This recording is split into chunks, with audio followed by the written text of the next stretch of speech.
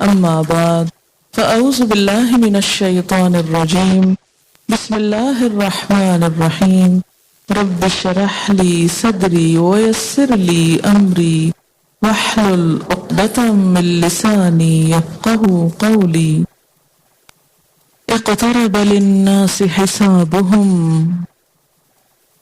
قریب آ گیا ہے لوگوں کے لیے ان کے حساب کا وقت. لوگوں کا حساب قریب آ گیا ہے. وہم اور وہ ہیں کہ فی غفلت معرضون غفلت میں منہ موڑے ہوئے ہیں، منہ پھیرے ہوئے ہیں، اعراض برت رہے ہیں. مکی صورت ہے، آخرت کی بات ہے. حساب کے وقت سے مراد قیامت کا قریب آنا ہے، یعنی لوگوں کے لیے وہ وقت دور نہیں کہ جب انہیں اپنا حساب دینے کے لیے اپنے رب کے آگے حاضر ہونا پڑے گا. لیکن سوال یہ پیدا ہوتا ہے کہ 1400 سال پہلے یہ بات کہی گئی تھی اور ابھی تک قیامت نہیں آئی، تو پھر قریب آنے کا مطلب کیا ہے؟ حقیقت یہ ہے کہ نبی اکرم صلی اللہ علیہ وسلم کی بعثت اس بات کی علامت تھی کہ انسانیت اب اپنے آخری دور میں داخل ہو رہی ہے. وہ اپنے آغاز کی بنسبت انجام سے قریب تر ہے. اپنی ابتدا سے لے کر نبی صلی اللہ علیہ وسلم تک جو وقت گزرا وہ طویل تھا، اور آپ کے بعد اب وقت کم ہے دنیا کے اختتام کا. اگر ایک اور اینگل سے دیکھا جائے تو بھی ہم سمجھ سکتے ہیں کہ آپ صلی اللہ علیہ وسلم کی نبوت کے بعد دنیا میں جس قدر تیزی سے تبدیلیاں ہوئیں، تیز رفتار ترقی ہوئی، دنیا سمٹ گئی، ایک گلوبل ولیج بن گئی، وہ اس سے پہلے کبھی نہ تھا. ہر چیز قریب آ گئی، اور اسی طرح دنیا کے خاتمے کا وقت بھی قریب آ گیا. اسی بات کو نبی صلی اللہ علیہ وسلم نے اپنی ایک حدیث میں بھی بیان فرمایا ہے. آپ نے فرمایا، اپنی 2 انگلیاں کھڑی کر کے بعثت انا والساعة كهاتين، میں ایسے وقت پر مبعوث کیا گیا ہوں کہ میں اور قیامت ان 2 انگلیوں کی طرح ہے. یعنی میرے اور قیامت کے درمیان کوئی نیا نبی نہیں آئے گا اور کوئی بہت وقت باقی نہیں. یعنی انسانیت قیامت کی طرف رواں دواں ہے. اقترب للناس حسابهم. اور ویسے بھی ہر انسان کی موت جب آ جاتی ہے تو اس کی قیامت واقع ہو جاتی ہے. جیسا کہ ایک روایت میں بھی آتا ہے، اس کا مفہوم کیا ہے؟ جو بھی انسان فوت ہوتا ہے اس کی قیامت آ جاتی ہے. مشکات کی ایک اور حدیث میں آتا ہے، دنیا کی زندگی کی مثال ایسی ہے جیسے کوئی کپڑا پھاڑ دے تو اس کا آخری تار بچ جائے، بس اس تار کی کچھ حقیقت نہیں، وہ کسی وقت بھی ٹوٹ سکتا ہے. اقترب للناس حسابهم، قریب آ گیا لوگوں کے لیے ان کا حساب. کیونکہ مرنے کے بعد کوئی پلٹ تو نہیں سکتا نا، پھر تو آگے ہی کی بات ہے، پھر تو حساب ہی دینا ہے. اور لوگوں کا حال کیا ہے کہ ہر چیز کے بارے میں سوچتے ہیں، فکر کرتے ہیں، ایک مرنے کی بات نہیں سوچتے، اس کے بارے میں غور نہیں کرتے، اس کی تیاری سے غافل ہیں، دنیا کی رونق میں مگن ہیں. فہم فی غفلت معرضون، غفلت میں کھوئے ہوئے ہیں. لیکن انسان کو یاد رکھنا چاہیے کہ یہ دنیا فانی بھی ہے اور زندگی بہت قلیل ہے. ایک ایک سانس، ایک ایک لمحہ، ایک ایک منٹ، ان انتہائی قیمتی ہے، کیونکہ وہ دنیا کی کوئی بھی قیمت دے کر واپس نہیں لایا جا سکتا۔ انسان اگر اپنی فرصت کے لمحات کو ابدی سعادت کا ذریعہ نہ بنائے، یعنی ہمیشہ کی خوشیاں حاصل کرنے کا ذریعہ نہ بنائے، تو انجام حسرت کے سوا کچھ نہ ہوگا۔ ایک شاعر نے کہا ہے، بہر غفلت یہ تیری ہستی نہیں، دیکھ جنت اس قدر سستی نہیں، راہ گزر دنیا ہے یہ بستی نہیں، جائے عیش و عشرت اور مستی نہیں، ایک دن مرنا ہے آخر موت ہے، کر لے جو کرنا ہے آخر موت ہے۔ اسی طرح ایک اور شاعر نے کہا، گر اچھی کرنی نیک عمل تم دنیا سے لے جاؤ گے، تو گھر بھی اچھا پاؤ گے اور بیٹھ کے سکھ سے کھاؤ گے، گر ایسی دولت چھوڑ کے تم، کون سی دولت؟ نیک عمل کی، جو خالی ہاتھوں جاؤ گے، کوئی بات نہ بن آنے کی، گھبراؤ گے پچھتاؤ گے۔ ایک اور شاعر نے کہا، یہ دنیا بھی عجیب سرائے فانی دیکھی، سرائے کس کو کہتے ہیں؟ ٹیمپریری رہنے کی جگہ، عارضی رہائش کا، جیسے لوگ سفر کے دوران عارضی قیام گاہوں میں رہتے ہیں، دنیا بھی ایک طویل سفر میں راستے میں ایک عارضی قیام کی جگہ ہے۔ یہ دنیا بھی عجب سرائے فانی دیکھی، ہر چیز یہاں کی آنی جانی دیکھی، جو آ کے نہ جائے وہ بڑھاپا دیکھا، جو جا کے نہ آئے وہ جوانی دیکھی، یعنی جوانی جانے کے بعد واپس کبھی نہیں آئی، اور بڑھاپا آنے کے بعد واپس کبھی نہیں گیا۔ انسان جو کچھ بھی کر رہا ہے وہ ہر روز اپنے ساتھ لے جانے کی تیاری ہے۔ دراصل اگر اس وقت کو گنوا دیا، اس زندگی میں کچھ کام نہ کیا، تو دوبارہ کچھ بھی کرنے کا موقع نہ ملے گا۔ ما یأتیہم من ذکر من ربہم محدث الا استمعوہ وہم یلعبون۔ جو بھی نصیحت، جو بھی نئی بات ان کے رب کی طرف سے ان کے پاس آتی ہے، اس کو یہ سنتے ہیں اور کھیل میں پڑے رہتے ہیں، کھیلتے جاتے ہیں۔ یعنی اللہ کا کلام سن کر، اللہ کی بات سن کر، نصیحت سن کر سنجیدہ نہیں ہوتے، عمل نہیں بدلتے، غور و فکر نہیں کرتے، سن کر سنی انسنی کر دیتے ہیں، کھیلتے رہتے ہیں۔ وَهُمْ يَلْعَبُونَ مَا يَأْتِيهِمْ مِنْ ذِكْرٍ، ذکر سے مراد نصیحت، قرآن، یاد دہانی، یعنی جب بھی انہیں کوئی یاد دہانی کرائی جاتی ہے، اور کیسی یاد دہانی؟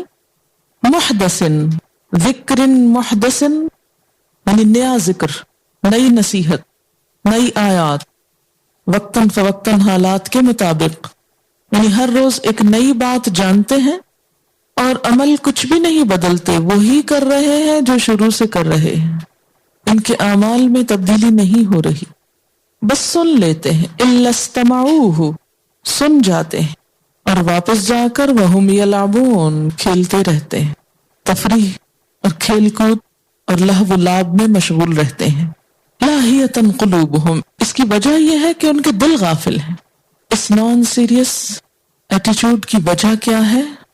کہ دل ہی غافل ہے، دل ہی اس کتاب میں نہیں لگا، اسے دل نے قبول نہیں کیا، یہ دل پر نہیں بیٹھا، اس لیے رویے میں کوئی تبدیلی نہیں، کیونکہ دل بدل جائے تو دنیا بدل جاتی، دل اداس ہو تو ہر چیز اداس لگتی ہے، دل خوش ہو تو پورا شہر خوش نظر آتا ہے۔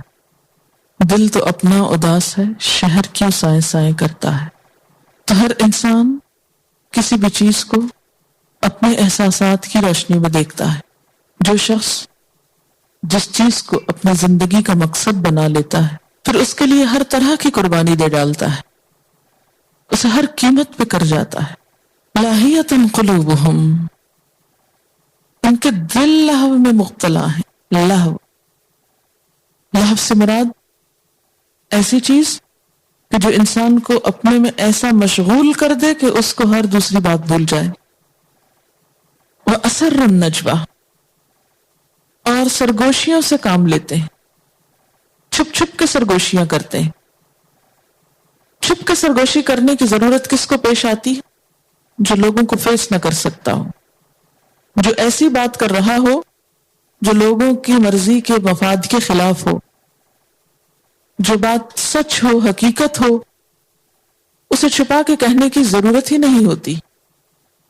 وَأَسَرُّ النَّجْوَى الَّذِينَ ظَلَمُوا، ظالم آپس میں سرگوشیاں کرتے ہیں، چھپا چھپا کے باتیں کرتے ہیں۔ کیا کہتے ہیں؟ هَلْ هَذَا إِلَّا بَشَرٌ مِثْلُكُمْ، نہیں یہ مگر ایک انسان تم جیسا ہی۔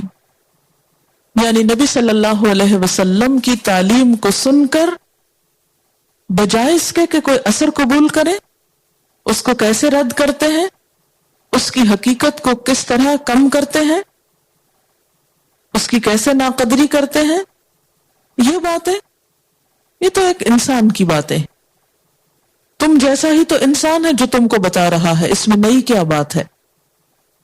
افتأتون السحر، کیا تم جادو کو آؤ گے، جادو کا کرشمہ دیکھنے آتے ہو، وانتم تبصرون، اور تم دیکھ بھی رہے ہو۔ یعنی اس شخص کی شخصیت میں ایک جادو ہے، جو اس کی بات کان لگا کے سنتا ہے اس کے قریب ہو جاتا ہے، اس کا گرویدہ ہو جاتا ہے۔ اس لیے اگر اپنی خیر و بھلائی چاہتے ہو تو نہ اس کی سنو، نہ اس سے تعلق رکھو، کیونکہ اس کی باتیں سننا، اس کے قریب جانا، گویا آنکھوں دیکھتے جادو کے پھندے میں پھنسنا ہے۔ تو کفار مکہ نے کیا کیا؟ آپ صلی اللہ علیہ وسلم کے اخلاق، آپ کی بہترین شخصیت، آپ کی بہترین باتیں اور اللہ کا کلام سنانے کو کیا نام دے دیا؟ جادو کا۔ آج کے دور میں پڑھے لکھے لوگ اس کو برین واشنگ اور ہپناٹائز کرنے کا نام دیتے ہیں کہ مت سنو، مسحور کر دیں گے، برین واش کر دیں گے، پھر آپ کو کوئی اور بات سمجھ میں ہی نہیں آئے گی۔ حالانکہ دیکھنا ہمیشہ یہ چاہیے کہ جو بھی شخص ہم سے کوئی بات کر رہا ہے وہ کہاں سے کر رہا ہے، کس کی کر رہا ہے، کیا وہ کچھ اپنی باتیں سنا رہا ہے یا اللہ کا کلام سنا رہا ہے؟ اور اگر اللہ کا کلام سن کر ہم برین واشڈ ہو رہے ہیں تو یہ ضرورت ہے ہماری، اس لیے کہ ہماری واپسی اللہ کی طرف ہے اور ہمیں اس کو جواب دینا ہے کہ جو کچھ اس نے ہمیں دیا تھا اس کو ہم نے کس طرح استعمال کیا، اس کی دی ہوئی نگاہ کو، سماعت کو، دل کو اس کی راہ میں، اس کی مرضی کو جاننے میں لگایا کہ نہیں لگایا۔ تو یہ بات اس دور میں بھی لوگوں کو اللہ کے کلام سے، اللہ کے دین سے دور بھگانے کے لیے، روکنے کے لیے استعمال ہوتی تھی، اور آج بھی ہو رہی ہے۔ حالانکہ جو اصل حقیقت ہے، اصل چیز ہے، جو دراصل دلوں کو مسحور کرتی ہے، وہ اللہ کا کلام ہے، نہ کہ کسی انسان کی زبان یا اس کا اپنا ذاتی سحر یا شخصیت کا روب۔ یہ سب چیزیں سیکنڈری ہیں، اصل چیز اللہ کا کلام ہے۔ اب آپ دیکھیے، جادوگر میں اور پیغمبر کی شخصیت میں ایک ظاہری مماثلت ضرور ہے۔ ظاہری مماثلت کیا ہے؟ کہ جادوگر بھی لوگوں کی نگاہ کا زاویہ بدل دیتا ہے، چیز کچھ ہوتی ہے، نظر کچھ اور آنے لگتی۔ پیغمبر بھی یہی کام کرتا ہے، دنیا کی حیثیت کو کم دکھاتا ہے اور لوگوں کو آخرت سامنے لا دکھاتا ہے. اچھا، ہپناٹائز کرنے میں بھی کیا ہوتا ہے کہ وہ آپ کو امیجن کرواتے ہیں. آپ تصور کیجئے آپ کو نیند آ رہی ہے، اب آپ خواب دیکھ رہے ہیں، آپ باغ میں پہنچ گئے ہیں، وہاں ایک درخت آپ کو دکھائی دے رہا ہے، اس پہ پرندے بیٹھے ہوئے ہیں، وہ چہچہا رہے ہیں، آواز سن رہے ہیں نا آپ. اور پھر ایک انسان وہ باتیں سنتے سنتے سنتے وہاں پہنچ جاتا ہے کہ پھر پوری طرح اس کے حواس اس شخص کے کنٹرول میں ہوتے ہیں، وہ جدھر چاہتا ہے ادھر اس کو لے جاتا ہے. یہ ایک ظاہری مماثلت ہے نا. نبی صلی اللہ علیہ وسلم نے بھی کیا کیا، لوگوں کو جنت کی دوزخ کی بات اس طرح بتائی کہ لوگوں کو سامنے نظر آنے لگی. اور جیسے صحابی کہتے ہیں مجھے جنت کی خوشبو آ رہی، واقعی وہ محسوس کرنے لگے ان سب حقائق کو، اور ان کی دنیا بدل گئی، انہوں نے ہر چیز قربان کر ڈالی. یہ ظاہری مماثلت ہے جادوگر اور پیغمبر میں. لیکن اس کے بعد یعنی جادوگر جادو کا کرشمہ دکھانے کے بعد کیا مطالبہ کرتا ہے؟ نمبر 1، پیسے لاؤ. مال سمٹتا ہے. آپ نے دیکھا ہوگا نا، یہ بچوں کو بندر کا تماشا، سانپ کا تماشا دکھاتے ہیں پہلے، اور پھر اس کے بعد کیا کرتے ہیں؟ پیسے لاؤ. تو جادوگر ایک تماشا دکھاتا ہے، لوگوں کو خوش کرتا ہے، اور کیا اس کا مطلب ہوتا ہے کہ ہمارا کچھ مال بڑھ جائے. جیسے موسیٰ علیہ السلام کے مقابلے میں جو جادوگر تھے انہوں نے کیا کہا فرعون سے؟ اَإِنَّ لَنَا لَأَجْرًا إِن كُنَّا نَحْنُ الْغَالِبِينَ، ہم کو کچھ ملے گا نا اگر ہم غالب آ گئے. لیکن پیغمبر اور اس کے فالوورز یہ نہیں چاہتے ہوتے. وہ کیا کہتے ہیں؟ مَا نَسْأَلُكُمْ عَلَيْهِ مِنْ أَجْرٍ إِنْ أَجْرِيَ إِلَّا عَلَى رَبِّ الْعَالَمِينَ، ہمارا اجر تو اللہ رب العالمین کے ذمہ ہے. اسی طرح جادوگر اپنا کرشمہ دکھانے کے بعد جب خود مال سمیٹ کے لوٹتے تو لوگ کیا سیکھ کے جاتے، کیا لے کے جاتے ہیں؟ ان کی عملی زندگی میں اس سے کیا تبدیلی آتی؟ ان کے اخلاق میں کیا تبدیلی آتی جادو کا تماشا دیکھنے والوں کے؟ وہ کیا قربانی دیتے ہیں؟ کچھ بھی نہیں. تماشا دیکھا، وقت ضائع کیا، اور اس کے بعد بھول بھلا گئے. آپ نے بھی کئی شو دیکھے ہوں گے، اور اس کے بعد کیا ہوا وہ کبھی ذہن میں نہیں آیا دوبارہ. لیکن قرآن اور پیغمبر کا کلام اور پیغمبر کی بات اور اس کا مقصد صرف لوگوں کا وقت ضائع کرنا نہیں، بلکہ ان کے اخلاق بدلنا ہے. انما بعثت لاتمم مکارم الاخلاق، لوگوں کے اندر کا تزکیہ کرنا ہے. یزکیہم، ان کا اخلاق سنوارنا ہے، ان کے عمل میں تبدیلی پیدا کرنا ہے، ان کو ایک بہترین انسان بنانا ہے، تربیت کرنا ہے، ان کو امن امان سے رہنا سکھانا ہے. اس لیے باوجود ظاہری مماثلت کے حقیقی مشابہت کچھ بھی نہیں، مقاصد اور نتائج بالکل مختلف ہیں. تو آپ 2 باتیں اپنے سے پوچھیے. نمبر 1 یہ، کیا آپ کسی انسان کی سوچ کے تابع ہوئے ہیں یا اپنے خالق کی سوچ کے تابع؟ اور نمبر 2 یہ کہ کیا آپ کی سوچ میں ایک پازیٹو تبدیلی آئی ہے یا کوئی نیگیٹو چینج آیا ہے؟ آپ کے اخلاق میں کچھ اچھی باتیں آئی ہیں یا کچھ اور خراب آ گئی؟ آپ کے وقت کا پہلے سے زیادہ بہتر استعمال ہو رہا ہے یا کم بہتر، یا نقصان میں جا رہے ہیں آپ؟ اور پھر جو کچھ دیا جا رہا ہے آپ کو، کیا یہ حقیقت ہے یا افسانہ ہے؟ کیا یہ وحی ہے یا من گھڑت کہانی ہے؟ کیا یہ ہماری ضرورت نہیں ہے؟ اللہ تعالیٰ تو کیا فرماتے ہیں؟ من اعرض عن ذکری فإن له معیشۃ ضنکا، اس سے منہ موڑ کے زندگی بسر کرو گے تو میں زندگی بھی تنگی سے بھر دوں گا، پریشانیاں جان کھا جائیں گی.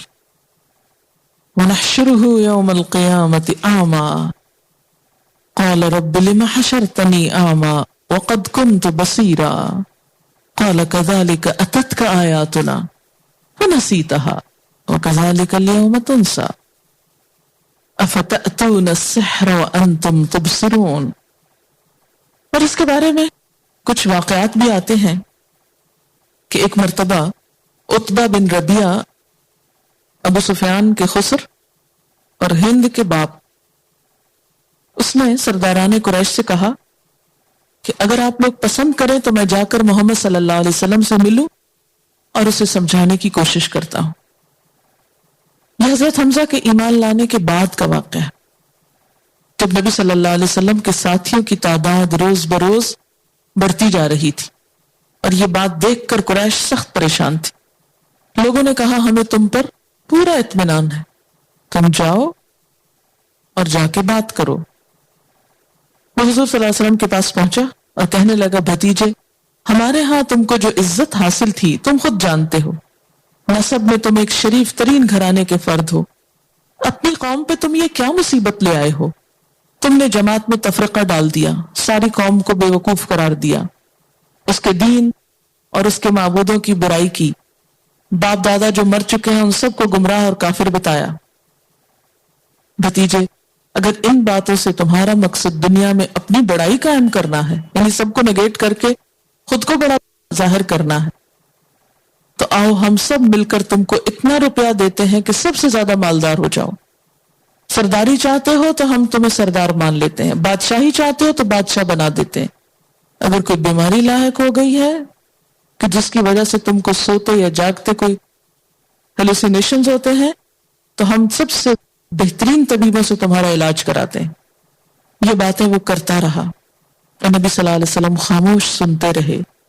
جب وہ خوب بول چکا تو آپ نے فرمایا ابو الولید، جو کچھ آپ کہنا چاہتے تھے کہہ چکے، یا کچھ اور بھی کہنا ہے؟ اس نے کہا مجھے جو کہنا تھا اب کہہ دیا. آپ نے فرمایا اچھا اب میری سنو. بسم اللہ الرحمن الرحیم، حامیم تنزیل من الرحمن الرحیم. سورۃ فصلت یعنی حامیم سجدہ کی آیات آپ نے پڑھی اور مسلسل کچھ دیر تک آیات پڑھتے رہے. عتبہ پیچھے زمین پہ ہاتھ ٹیک کر یعنی بہت ریلیکس موڈ میں غور سے آیات سنتا رہا. 38ویں آیت پر پہنچ کر آپ نے سجدہ کیا کیونکہ آیت سجدہ آ گئی. پھر سر اٹھا کر عتبہ سے فرمایا ابو الولید، جو کچھ مجھے کہنا تھا وہ آپ نے سن لیا، آپ جانے اور آپ کا کام. عتبہ یہاں سے اٹھ کر سرداران قریش کی طرف پلٹا تو لوگوں نے دور سے ہی آتے دیکھ کر کہا خدا کی قسم اس کا چہرہ بدلا ہوا ہے، یہ وہ صورت نہیں جسے لے کر گیا تھا. اس کے پہنچتے ہی لوگوں نے سوال کیا ابو الولید کہو کیا لے کر آئے ہو، کیا کر کے آئے ہو؟ اس نے کہا خدا کی قسم آج میں نے ایسا کلام سنا ہے جو اس سے پہلے کبھی نہ سنا تھا. واللہ یہ شعر نہیں، نہ سحر ہے، نہ کہانت. اے معاشر قریش، میری بات مانو اور اس شخص کو اس کے حال پہ چھوڑ دو. اس کی باتیں جو میں نے سنی ہے رنگ لا کر رہیں گی. اگر عرب اس پر غالب آ گئے تو اپنے بھائی کا خون تمہاری گردن پہ نہ ہوگا، دوسروں پہ ہوگا، اور اگر یہ عرب پر غالب آ گیا تو اس کی حکومت تمہاری حکومت ہوگی، اس کی عزت تمہاری عزت. یہ باتیں سن کر لوگوں نے کہا واللہ ابو الولید تم پر بھی اس کا جادو چل گیا، ماننے کی بجائے تم پہ بھی جادو ہو گیا. اس نے کہا یہ تو میری رائے ہے، اب تم جانو اور تمہارا کام. تاریخ میں آپ نے پڑھا ہوگا کہ شدید مخالفت کے دور میں بھی رات کے وقت جب آپ قرآن پڑھتے تھے تو لوگ چھپ چھپ کر آ کے سنتے تھے، اور دن کو ایک دوسرے سے وعدے کرتے تھے کہ پھر نہیں جائیں گے، اور پھر آپ پہنچتے اور اچانک ایک دوسرے سے سامنا ہو جاتا. یہ کلام جس کو جادو قرار دیا گیا کہ حقیقت میں ہے ہی ایسا کہ جو دلوں کو بدل دے. افتأتون السحر وانتم تبصرون. پیغمبر نے جواب میں ناراضگی کی بجائے کیا کہا؟ قال ربی یعلم القول فی السماء والارض. رسول نے کہا میرا رب ہر اس بات کو جانتا ہے جو آسمان اور زمین میں کی جائے، یعنی بندوں کی ساری باتیں سنتا ہے. یہ کہنے کی ضرورت کیا تھی؟ اس لیے کہ وہ اسر النجوى چھپ چھپ کے باتیں کرتے تھے، چپ کے سرگوشیاں کرتے تھے. یعنی یہ کہنے کی بجائے کہ مجھے سب پتا ہے جو کچھ تم بیٹھ کے سازشیں کرتے ہو، چھپ چھپ کے میرے خلاف باتیں کرتے ہو، کیا کہا؟ اللہ جانتا ہے ہر اس بات کو جو آسمان اور زمین میں ہوتی. کیا زبردست انداز ہے جواب دینے کا. پہلے انداز میں کیا ہے؟ مثلا اگر آپ کو کبھی معلوم ہو کہ کوئی شخص آپ کے خلاف ایسا رویہ اختیار کیے ہوئے کہ پیچھے پیچھے وسپرنگ کرتا ہے، پیچھے پیچھے چھپ چھپ کے آپ کے خلاف سازشیں کرتا ہے، سامنے آ کر بہت اچھا ہو جاتا ہے لیکن چھپ کر آپ کے خلاف پروپیگنڈا کرتا ہے، تو کیا کسی وقت اس کو پکڑ کر یہ کہیں گے آپ کہ مجھے پتا ہے جو کچھ تم کر رہے ہو؟ نہیں، جسٹ اگنور، نہیں کہیں گے. ہاں جب کبھی موقع ملے تو اس بات کا احساس دلا دیں گے کہ اللہ سب جانتا ہے، سب لکھ رہا ہے، اس نے سن لیا، اس نے لکھ لیا. کیونکہ ہمارا معاملہ اللہ کے ساتھ صاف ہونا چاہیے. اگر ہم میں کوئی کمی ہے تو وہاں سچے ہو جائیں اور اس بات کی پرواہ نہ کریں کہ لوگ کیا کہتے ہیں. وَهُوَ السَّمِيعُ الْعَلِيمُ، اور وہ سننے والا ہے، جاننے والا ہے، دلوں کے حال جانتا ہے، زبان سے نکلی ہوئی باتیں سنتا ہے، سامنے کہی ہوئی بھی اور پیچھے کہی ہوئی بھی. بل قالوا، بلکہ انہوں نے کہا، اضغاث احلام، یہ پریشان خواب ہیں. یہ جو محمد صلی اللہ علیہ وسلم تم کو آ کے سناتے ہیں یہ کوئی خواب دیکھ لیتے ہیں اور اس میں جو باتیں ان کو پریشان کرتی ہیں وہ لوگوں کو سنانا شروع کر دیتے ہیں. یعنی وحی الہی کو انہوں نے پریشان خواب کہا. پراگندہ باتیں ہیں، کنفیوزڈ باتیں، ملی جلی باتیں، خیال ہیں. بل افتراہ، بلکہ اس نے خود سے گھڑ لیا اس کو، بلکہ اس نے اس کو خود سے گھڑ رکھا ہے، اپنے من سے جی میں آئی باتیں بتا رہا ہے لوگوں کو. بل ہوا شاعر، بلکہ یہ شاعر معلوم ہوتا ہے. یعنی کوئی الزام سپیر نہیں کیا، ہر روز نئی الزام تراشی.